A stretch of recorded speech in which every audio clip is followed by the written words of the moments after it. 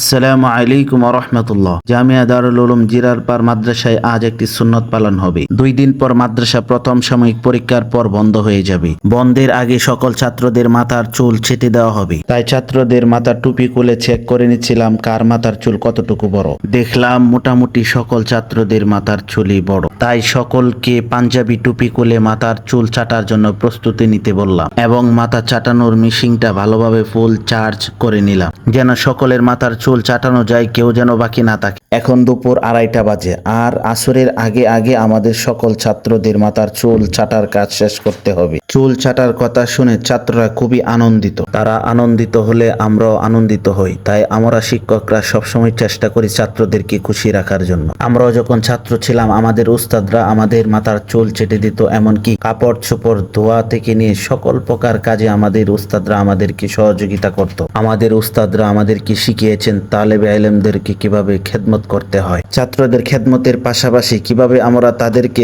তালিম এবং তরবিয়তের শিক্ষা দিব, এটাও আমাদের উস্তাদরা আমাদেরকে শিখিয়েছেন আলহামদুলিল্লাহ। তাই ঝটপট করে সকল ছাত্রদেরকে নিয়ে মাদ্রাসার মাঠে চলে আসলাম। মাদ্রাসার মাঠের কর্নারে ছায়াযুক্ত একটি আম গাছের নিচে সকল ছাত্রদেরকে একত্র করে বসালাম। সবাইকে একত্র করে বসিয়ে চুল চাটার কাজ শুরু করে দিলাম। আজকে যদিও তাপমাত্রা অনেক বেশি, তারপরেও গাছের ছায়ার নিচে ছাত্রদের মাথার চুল চেটে দেওয়াটা অনেক ভালো লাগছে। আমাদের হাতে সময় কম আর এই দিক দিয়ে মেশিনটা অনেক পুরানো হওয়ার কারণে দ্রুত কাজ করা যাচ্ছে না। তারপরেও চেষ্টা করব সকলে চুল চেটে দেওয়া। একজনের চুল চেটে দেওয়ার পর আমাদের মাদ্রাসার আরেকজন উস্তাদ এসে বলতেছে, হুজুর আমাকে দেন, আমিও তালেবে ইলমের খেদমতে শরীক হই। আর তালেবে ইলমের খেদমত করা আমাদের জন্য সৌভাগ্যের বিষয়। আর আল্লাহ তাআলার কাছে দোয়া করি আল্লাহ তাআলা যেন আমাদেরকে মৃত্যুর আগ পর্যন্ত তালেবে ইলমের খেদমতে লাগিয়ে রাখেন। সকল ছাত্ররা গাছের ছায়া নিচে বসে অপেক্ষা করছি কার কখন সিরিয়াল আসবে। আর আমরাও তাড়াতাড়ি করার চেষ্টা করছি। একটি মেশিন দিয়ে যখন হচ্ছে না আরেকটি মেশিনের ব্যবস্থা করা হলো। এখন দুইজনে মিলে চেষ্টা করছি তাড়াতাড়ি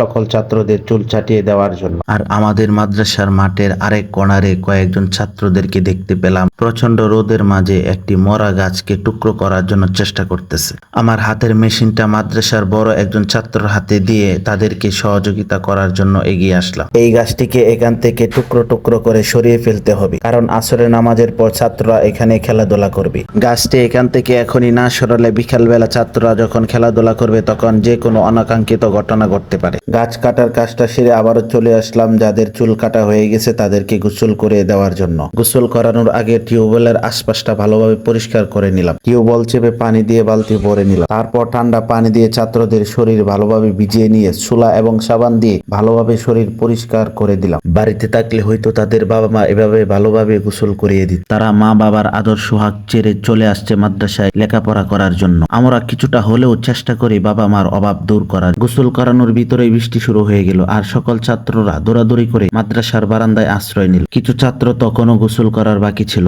আমি বৃষ্টিতে ভিজে তাদেরকে গোসল করিয়ে দিলাম। আর আজকের ভিডিওটি এই পর্যন্তই। আজকের ভিডিওটি আপনাদের কাছে কেমন লেগেছে অবশ্যই জানাবেন এবং আমাদের ছাত্রদের জন্য আপনারা খাস করে দোয়া করবেন আল্লাহ তাআলা যেন তাদেরকে দ্বীনের জন্য কবুল করেন। ভিডিওটি আপনাদের কাছে ভালো লাগলে লাইক এবং শেয়ার করতে ভুলবেন না। আল্লাহ হাফেজ।